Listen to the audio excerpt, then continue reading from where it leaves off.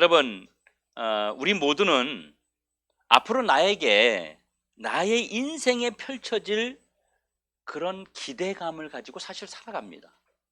여러분, 그렇지 않습니까? 앞으로 내 인생에 어떤 사람은 이사를 가는 거에 대한 기대감, 어떤 사람은 집을 사는 거에 대한 기대감, 어떤 사람은 자녀에 대한 기대감, 이런 기대감을 우리는 늘 갖고 살아갑니다. 이런 기대감이 없으면 우리의 삶은 정말 너무 따분하고 한 걸음 한 걸음 달려가는 인생이 지치고 힘들 수밖에 없습니다. 그래서 우리가 원하는 것은 내 삶에 묵은 찌꺼기 같은 것들이 깨끗이 청소돼서 뭔가 새로운 것들로 채워지고, 그리고 모자람이 없고 풍족하고 충만한 삶이 되기를 기대하며 소망하고 살아갑니다. 다시 오늘 본문 1절에 이렇게 고백합니다. 나는 부족함이 없습니다. 하지만 정말 부족함이 없는 사람이 이 세상에 존재할까요? 우리는 하루에도 몇 번씩이나 부족함을 느끼며 살아갑니다.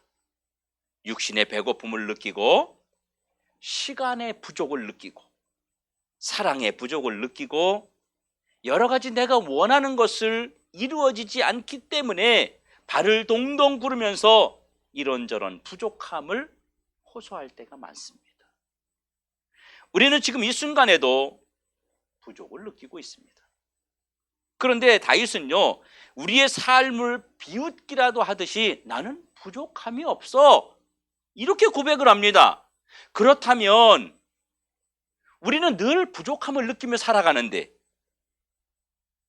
다윗은 우리와 무슨 차이가 있길래 이렇게 우리와 다른 고백을 하고 있을까요? 지금 여러분들의 부족함은 무엇입니까? 시간입니까? 아니면 건강입니까? 아니면 마음의 평강입니까? 다윗은 어린 시절 왕으로 부름받았어요. 그리고 기름 부음을 받았어요. 하지만 그는 진짜 왕이 되기까지 약 10여 년 동안 수없이 많은 고난과 환난과 역경 속에서 살아갔습니다. 그는 쫓겨다니고 칼을 피해야 됐고 창을 피해야 됐고, 때로는 토굴에 숨기도 하고 때로는 숲속에 숨기도 하고, 밤에 도망가고 낮에도 도망가고, 먹지 못하고 자지 못하고, 때로는 이웃나라로 도망가서 미친 사람 살기 위해서 미친 사람 흉내를 내며 살기도 했습니다. 이런 수많은 고난 속에서 다윗은 살았어요. 그런데 다윗이 자신의 이런 삶을 마치 모든 것을 덮어버리기라도 하듯이 나는 부족함이 없어요, 나는 부족함이 없어요, 이런 말을 계속하고 있습니다. 오늘 다윗이 우리에게 부족함이 없다고 하는 이 말이 거짓말일까요? 아니면 허풍을 떠는 걸까요? 아니면 허세를 부리고 있는 것일까요? 다윗이 부족함이 없다고 말하는데 다윗의 이 고백 속에 담긴 진짜 진실, 다윗이 말하려고 하는 속마음은 뭘까요? 저와 여러분의 똑같이 다윗처럼 매일매일 나는 부족함이 없습니다, 이런 고백을 할 수 있는 그런 은혜가 있기를 주의 이름으로 축원합니다. 여러분, 다윗도 사람이고 그도 많은 고난과 시련의 시간들을 보냈어요. 다윗은 부족함 천지였습니다. 그런데 어떻게 나는 부족함이 없다고 당당하게 그렇게 말할 수 있었을까요? 다윗의 고백을 여러분 오해하면 안 됩니다. 다윗은요, 전혀 부족함을 모르는 온전한 삶을 살고 있다는 그런 고백이 아니라는 것입니다. 사실 다윗은요, 누구보다도 부족함이 많았던 사람이에요. 하지만 부족할 때마다 그때 다윗의 부족함이 채워졌기 때문에 부족하지 않다라고 고백을 했던 것입니다. 여러분, 저와 여러분이 배고픕니다. 오늘 아침 안 드시고 오신 분도 계실 건데 우리 부족해요, 배고파요. 그런 사람들이 이렇게 말해요. 나 배고파요, 나 배고파 죽을 것 같아요, 이렇게 말해요. 그런데 음식 한 그릇을요 배부르게 풍성하게 먹고 난 다음에 뭐라 그래요? 아, 나 배불러 죽을 것 같아. 배 터질 것 같아. 더 몸 죽어도 난 못 먹어. 이렇게 이야기합니다. 단순한 배부름을 넘어서 차고 넘치는 배부름을 말하는 것이잖아요. 우리 모두에게도 이 다윗의 고백처럼 내 잔이 넘치나이다, 이런 채우심이 있기를 축복합니다. 우리가 다윗의 고백을 주목해야 되는 것은요, 다윗은요 부족함이 겨우겨우 달랑달랑 아주 마지못해서 채워주시는 그런 은혜를 받은 게 아니라는 겁니다. 다윗은 하나님이 채워주시는 은혜를 받았는데 얼만큼 채워주시는 은혜를 받았느냐 하면요, 다윗이 이렇게 부족하지 않다고 말하는 것에 끝나지 않고 나는 부족을 느끼는 단계를 뛰어넘어서 내 잔이 넘칩니다, 이런 고백을 하고 있어요. 이것은요 분에 넘치는 채우심입니다. 감당할 수 없을 만큼의 채우심입니다. 차고 넘치는 만큼의 채우심을 말하는 것입니다. 우리 더드림교회 모든 성도님들에게도 내 잔이 넘치나이다의 채우심이 있기를 예수님의 이름으로 축원합니다.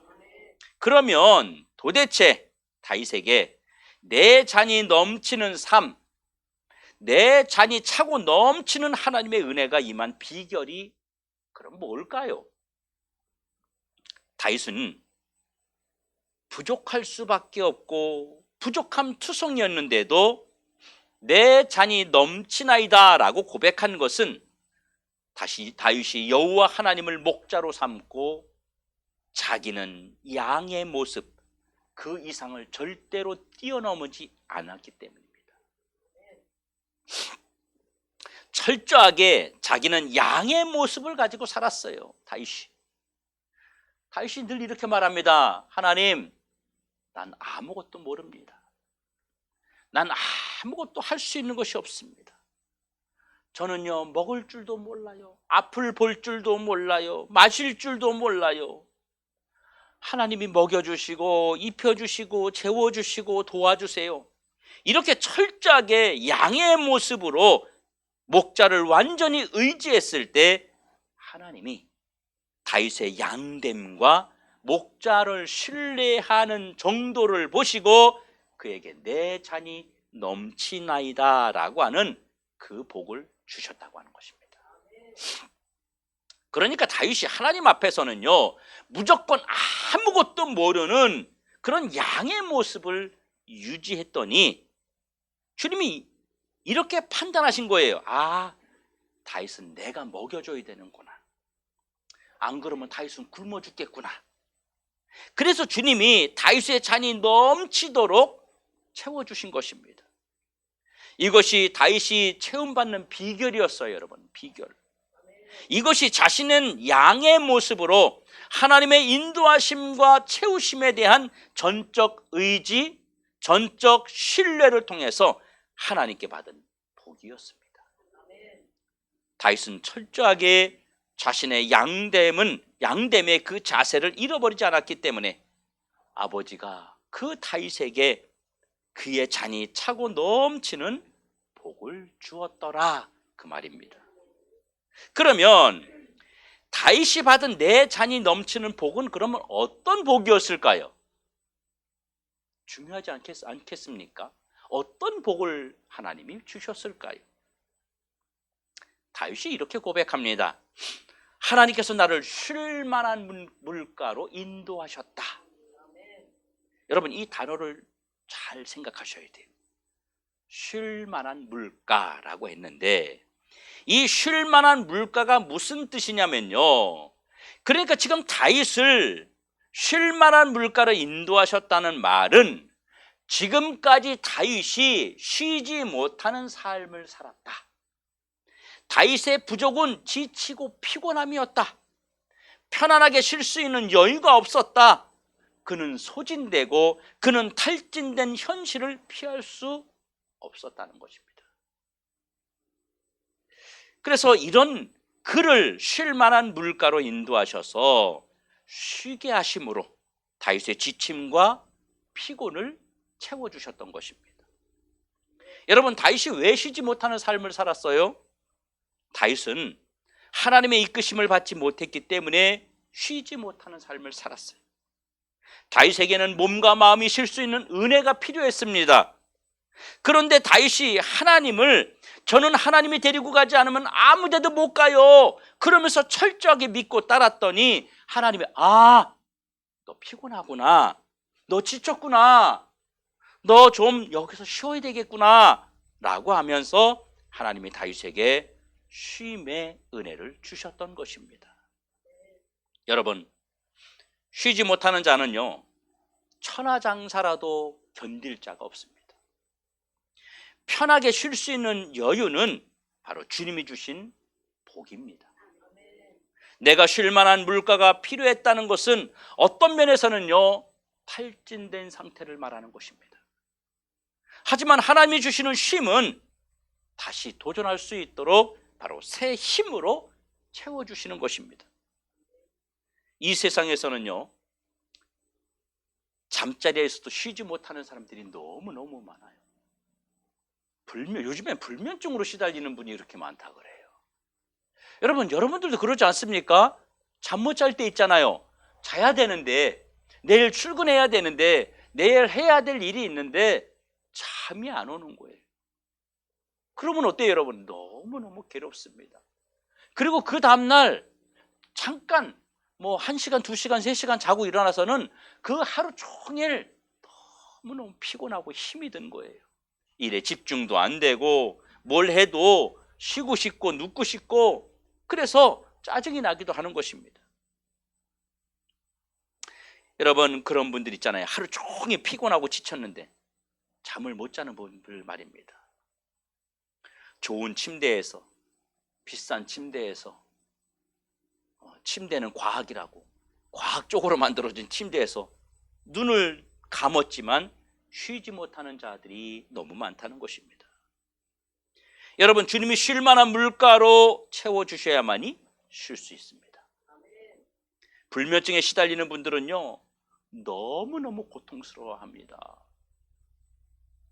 아무리 힘들고 지친 일이 있음에도 불구하고 하나님이 그에게 평안히 쉴 수 있는 공간, 평안히 쉴 수 있는 여유, 쉴 수 있는 안정을 주시는 것, 이것이 내 잔이 넘치는 다윗이 받은 복이었던 것입니다. 우리 모든 성도들이 날마다 쉴 만한 물가의 복으로 채워주시기를 주의 이름으로 축원합니다. 또 다윗이 이렇게 말해요. 내 영혼을 소생시키셨다. 여러분, 다윗의 영성은 바닥을 치고 있었어요. 여러분, 소생이라는 말이 무슨 말이냐면요, 아주 심각한 영적으로 부족한 상태를 말하는 거예요. 우리 보통 심정지 오면 뭐 해요? 심폐소생술 하잖아요. 그걸 뭐라 그럽니까? CPR이라 그래요. CPR. 이게 무슨 말이냐면 다윗의 영혼에 뭐가 필요했다는 것입니까? 바로 CPR이 필요했다는 거예요. 다윗의 영혼이 지금 CPR을 해야 될 만큼 기진맥진한 상태였다는 것입니다. 여러분, 영혼이 지쳐가는 것은 하나님과 멀어지는 것이고요, 영혼이 지쳐가는 것은 은혜 받은 시간이 오래된 것이고요, 영혼이 지쳐가는 것은 영적 기대감이 사라진 것이고요, 영적으로 지쳐가는 것은 신앙생활이 지금 무뎌지고 있는 것입니다. 이런 경우에 뭐가 필요해요? CPR이 필요합니다. 심폐소생술이 필요해요. 그런데 하나님이 다윗에게 영혼이 완전히 지쳐서 쓰러져 가는데 새 기운을 불어넣어 주셔서 다시 활력을 얻고 다시 삶을 유지할 수 있는 그런 영성을 하나님이 주셨다는 거예요. 다윗에게 새로운 영성, 날마다 지치지 않는 영성, 이것이 바로 내 잔이 넘치는 복이었던 것입니다. 여러분, 우리의 영혼이 지치고 쓰러지지 않아야 됩니다. 우리 주님이 우리에게 날마다 새로운 영성으로 채워주셔야 됩니다. 새 힘을 얻은 영성만이 모든 것을 이겨나갈 수 있습니다. 저와 여러분에게도 영혼이 소진되는 그런 시간이 분명히 찾아옵니다. 기도할 수 없을 때 여러분 영혼이 소진됩니다. 하나님의 말씀이 들리지 않는 것, 영혼이 소진된 겁니다. 은혜에 대한 갈급함이 없는 것, 여러분 영혼이 소진된 겁니다. 주님을 위해서 열심히 살지 않는데도 양심의 가책을 느끼지 못하는 것, 여러분 미안하지만 영혼이 소진된 겁니다. 여러분 우리는 영적인 사람들이에요. 아무리 맛있는 음식을 먹는다고 해서 우리 인생이 행복해지지 않아요, 여러분. 우리 인생이 진짜 행복해지는 순간은요, 내 영혼이 하나님의 은혜 속에서 충만해져서 기뻐하고 즐거워할 때, 그 인생에 맛이 나고 삶의 기쁨이 오고 무엇이든지 할 수 있다고 하는 그 힘이 여러분 솟아나는 줄로 깨닫기를 바랍니다. 여러분 맛있는 음식 먹고 나면 막 영적으로 막 살아나고 내가 이제 뭔가 해볼 수 있다 이런 마음 들어요? 여러분 짜장면 맛있는 거 근처에 짜장면집이 있는데 맛있는 거 먹고 나면 여러분이 막 마음속에 나 이제 할 수 있어 막 이런 마음이 들어요? 그런 거 안 들잖아요. 그냥 배부른 것으로 끝나잖아요. 입에 맛있는 것으로 끝나잖아요. 그런데 영적으로 소생되고 영적으로 충만해지게 되면 지쳐있던 우리 삶이 할 수 있어, 해봐야 되겠다, 가능하겠다, 열심히 하자, 이런 힘이 솟아나잖아요. 여러분. 이게 영적인 사람들이 느끼는 행복이고 기쁨이고 은혜라고 하는 것입니다. 그리고 다윗은 사망의 음침한 골짜기로 다닌 적이 있다고 고백했습니다.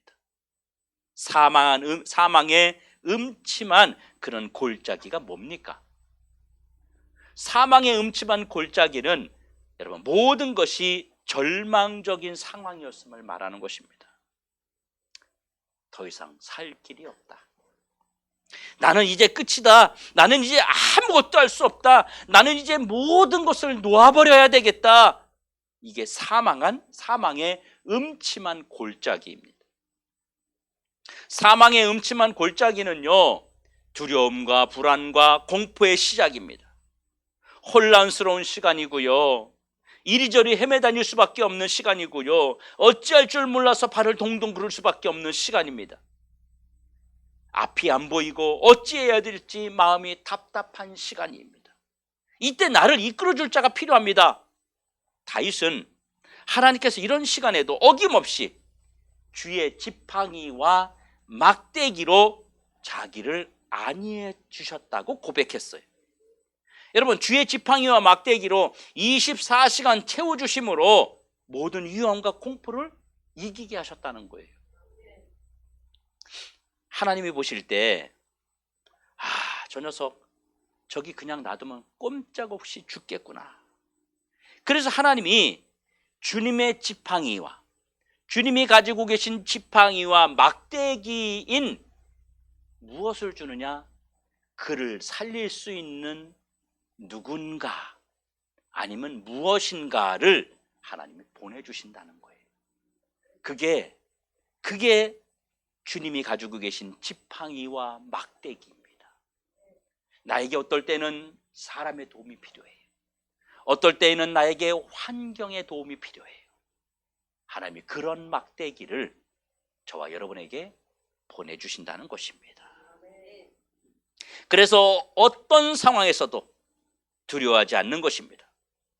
여러분 주의 지팡이와 막대기는 사망의 그늘을 이기는 능력임을 믿으시기 바랍니다. 그리고 본문 5절에 보면 내 원수 앞에서 상을 차려주신다는 거예요. 여러분 원수는 내가 상대할 수 있는 자가 결코 아닙니다.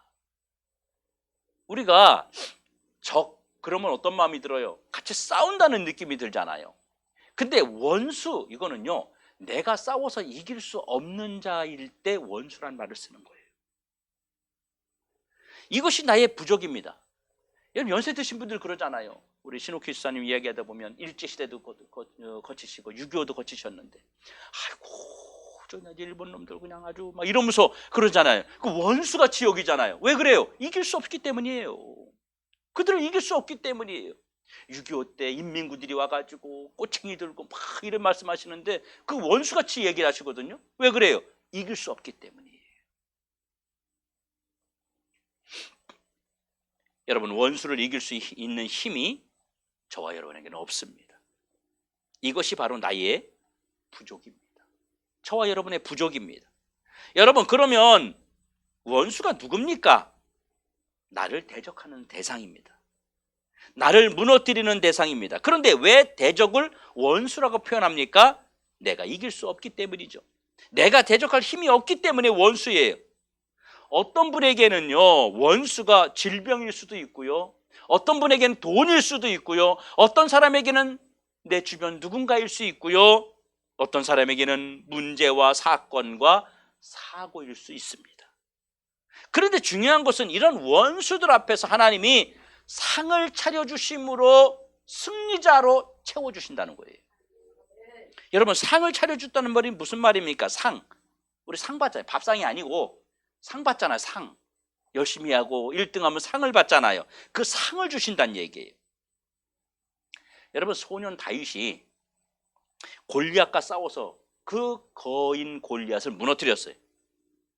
그런데 사실은 누가 골리앗을 이긴 겁니까? 하나님이 이기신 거잖아요. 아니, 소년 다윗이 돌멩이 하나 던졌다고 어떻게 그 거인이 그냥 나가 떨어져 죽냐고요. 이건 누가 봐도 하나님이 역사하셨기 때문에 가능한 거잖아요. 그런데 상은 누가 받았어요? 다윗이 받았어요.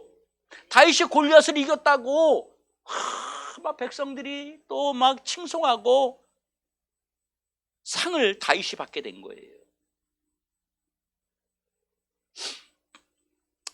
단순하게 원수를 이기는 데서 끝나지 않고 하나님이 이 원수를 이긴 대가, 이 원수를 이긴 보상까지 채워주신 것입니다. 그런데 사실 이기기는 주님이 이기셨는데 보상은 다윗이 받았다는 겁니다. 여러분, 한번 이런 이미지를 한번 여러분 머릿속에 그려보세요. 지금 양이 위험에 빠졌습니다. 양이 코너에, 골목에 끝에 모여 있어요. 지금 맹수가 양 한 마리를 잡아먹으려고 막 으르렁대고 있고, 양은 궁지에 갇혀가지고 막 이러지도 저러지도 못하고 막 있는 상태예요. 그러면서 이 맹수가 양 앞으로 점점 다가갑니다. 그런데 그때 목자가 나타나더니 지팡이를 가지고 이 맹수를 막 때려서 쫓아낸 거예요. 그리고는 목자가 그 궁지에 몰려서 죽을 것 같았던 그 양을 탁 껴안으면서 너 고생했다. 아이고, 얼마나 힘들었니? 얼마나 너 고생을 했니? 이러면서 어깨에 메고 먹을 걸 주고 칭찬하면서 껴안고 이뻐하고 데려가는 거예요. 근데 누가 이겼어요? 사실은요, 맹수를 누가 이겼어요? 목자가 이겼잖아요. 양은 그냥 가만히 견딘 것밖에 없었어요. 그런데 목자는요, 그 양을 막 칭찬하는 거예요. 우리가 올 한 해 하나님이 쉴 만한 물가, 영성, 사망의 음침한 골짜기, 원수들의 수많은 대적들 시간 속에서 우리가 겨우겨우 사는 게 아니라 넘치도록 하나님이 우리의 삶을 채워주시는 이런 복을 받기를 원합니다. 그래서 우리가 철저하게 양으로 살아야 된다는 거예요. 양으로. 네? 목자처럼 살면 안 됩니다. 양으로 살아야 돼요. 양은 목자 앞에서 무조건 깨갱 하는 거예요. 양은 목자 앞에서 무조건 모든 걸 내려놓는 거예요. 사랑하는 성도 여러분, 우리가 살아가야 할 우리의 인생은 부족함 투성이입니다. 문제 투성이고 그리고 시험 투성이입니다. 우리가 아무리 철저하게 준비해도 사실 우리가 가야 할 길은 험난하기 그지없습니다. 또 무엇이 부족하게 될지, 어떻게 해야 될지 우리에게는 큰 문제, 숙제가 아닐 수 없습니다. 우리 인생의 앞길을 걸어가는 것이 우리에게는 정말 크나큰 숙제예요. 하지만 이 부족함을 피할 수 있는 길만 있다면 문제가 되지 않겠지요. 물질이 필요한데 물질을 채워주고, 건강이 필요한데 건강을 채워주고, 지혜가 필요한데 지혜를 채워주고, 내 자녀가 잘 되는 걸 원하는데 그것이 채워지고, 그러면 아무 문제가 안 되지 않겠습니까? 그런데 이렇게 우리 앞에 무슨 일이 일어날지 막막하긴 하지만 오늘 우리가 주님 앞에 받아야 할 말씀은 걱정할 필요가 없다는 거예요. 낙심할 필요가 없고 불안해할 필요가 없고 염려할 필요가 없다는 것입니다. 여러분 걱정하지 말고 무조건 양으로 살면서 목자만 따라가면 됩니다. 그리고 양이 목자보다 앞서가면 안 돼요, 여러분. 여러분의 방법, 여러분의 시간, 여러분이 가지고 있는 경험 다 내려놓고 여러분 양으로 살아야 됩니다. 양은 목자의 인도함이 없이는 아무것도 못하는 게 양이에요. 양은요, 이 앞을 잘 못 봐요. 그래서 양이 막 무리가 갈 때 목자가 지팡이를 이렇게 들고 있으면요, 앞에 있는 양이 그걸 뛰어넘어간대요, 이렇게. 그러다가 이제 이 지팡이를 치우잖아요. 그 뒤에 있는 양도 아무것도 없는데 계속 뛰어넘어간대요. 그게 양의 특성이에요. 여러분, 목자 되신 예수님은 절대로 저와 여러분을 떠나지 않으십니다. 버리지 않아요. 이것에 대한 확신을 가지시기 바랍니다. 그분이 나를 쉴 만한 물가로 인도하시고 그분이 나의 필요에 따라서 나와 함께 해 주실 것입니다. 필요하다면 주님이 지팡이와 막대기도 되어 주실 것입니다. 여러분, 우리의 원수들 걱정하지 마세요. 주님이 다 해결해 주십니다. 주님은 절대로 나를 떠나지 않고 버리지도 않으십니다. 그러면 주님이 나를 어떻게 도우실까요? 여호와의 집에서 도와주십니다. 내가 여호와의 집에 영원히 거하리로다. 하나님의 복이, 내 잔이 넘치는 복이 여호와의 집에 거할 때 임한다는 사실을 여러분 믿으시기 바랍니다. 여호와의 집을 떠난 자는요, 여호와의 보살핌을 거부한 자이기 때문에 하나님이 책임질 수 없어요. 여호와의 집을 떠났다는 것은요, 목자의 필요, 목자의 돌봄을 거부하는 것이지, 또 목자도 그가 고생하더라도 그냥 내버려 둡니다. 그 집을 나간 다음에는요, 목자도 그 양의 고통을 알면서도 내버려 둡니다. 여러분, 우리 부모들이 그러잖아요. 자식을 놓고 이야기할 때 진짜 눈에 넣어도 안 아프지 않습니까? 여러분, 제가 제 아이 진이한테도 그런 말해요. 내 눈에 넣어도 안 아프다 그래요. 그러면 아이가 나중에 그러더라고요. 엄마, 아빠 눈에 넣어도 안 아프대. 그게 진짜 가능해? 이렇게 물어요. 근데 여러분은 그렇게 말하면 여러분 같은 뭐라고 말하겠어요? 진짜 내 눈에 집어넣어도 안 아프고. 여러분 그렇지 않겠습니까? 그런데 그 자식이요, 말을 안 듣고 엉뚱한 데로 자꾸 가는 거예요. 자기 하고 싶은 대로 하는 거예요. 그럼 어때요, 부모가? 그냥 그렇죠, 내버려 둡니다. 너 고생 한번 해봐라. 우리 성환이가 와서 휴가 왔다 돌아갔습니다. 근데 부모 말을 잘 안 들어요. 우리 이제 딸은 그래도 하나님이 두려워서 투덜대긴 해도 다 해요. 시키는 걸 다 합니다. 근데 우리 성환이는 잘 안 들어, 말을. 그러니까 집에서 뭐라냐면 아내가 놔둬요. 그냥 지가 고생해봐야 알지. 쟤는 지가 고생해서 하나님한테 좀 맞아야 그때 손 들고 오지. 그냥 지멋대로 하게 놔둬요. 이렇게 말하는 거예요. 여러분, 부족할 때마다 주님의 채우심을 기대하시기 바랍니다. 주님이 인도하실 쉴 만한 물가를 기대하는 것입니다.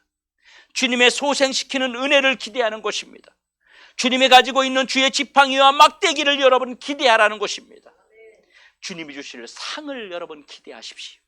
내가 지금 겨우겨우 견디며 살아가는 것 같지만 우리가 믿음의 자녀로, 믿음의 사람으로, 하나님의 백성으로 살아가는 그 자체를 보시고 주님이 너 잘 견뎠구나, 너 잘 참았구나, 너 잘 인내했구나, 그러면서 우리에게 상을 베풀어 주신다는 것입니다.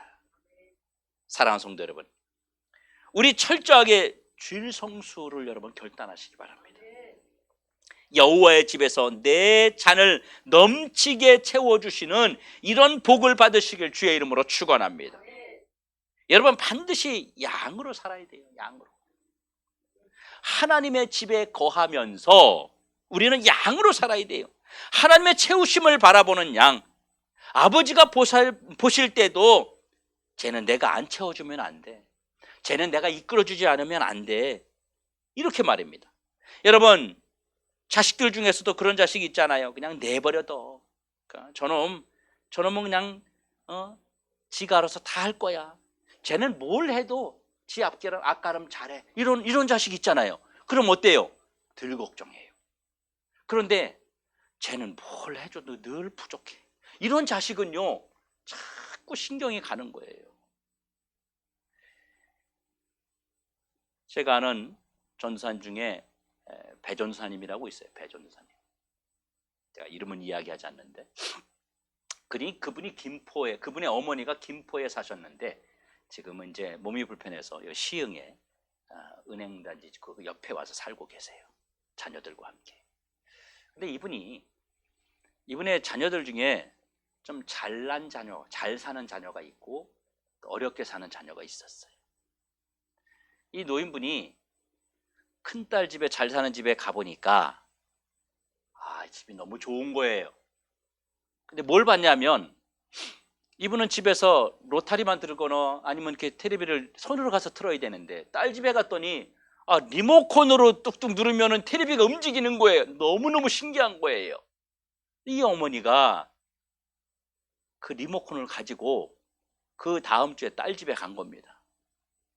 근데 큰딸이 전화 왔어요. 작은 딸한테. 야야, 엄마가 왔다 가셨는데 리모컨이 안 보인다, 집에. 리모컨이 안 보인다. 그래 가보니까 엄마가 와서 이러더라는 거예요. 작은 딸 집에 와서. 야야, 이거 내가 언니 집에서 보니까 누르면 텔레비가 바뀌더라. 너 이거 써봐라. 여러분, 돼요, 안 돼요? 안 되죠. 텔레비하고 안 맞으니까 안 되는 거예요. 그래서 그 딸이 아유 고마워 엄마 이러고 그거 받아가지고 다시 언니한테 갖다 줬어요. 여러분, 부모는 그런 거예요. 잘 사는 자식, 좀 뭔가 제대로 하는 자식은요 덜 걱정해요. 근데 늘 나는 양이에요. 나는 아무것도 못해요. 나는 할 수 있는 게 없어요. 나 이끌어주지 않으면요 나는 못 먹고 살아요. 이런 양, 이런 자식은요 목자가 이끌어줄 수밖에 없어요. 사랑하는 성도 여러분, 완전한 양으로 사시기 바랍니다. 하나님 앞에 완전한 온전한 양으로 사셔서 하나님이 아니면 나는 견딜 수 없어요. 주님이 도와주지 않으면 난 살아갈 수 없어요. 나는 주님이 함께하지 않으면 이 문제가 해결될 수 없어요. 주님 도와주세요. 나는 양이에요. 이런 삶을 살아감으로 주님의 채우심이 충만해지는 우리 더드림의 모든 성도들 되시기를 예수님의 이름으로 축원합니다.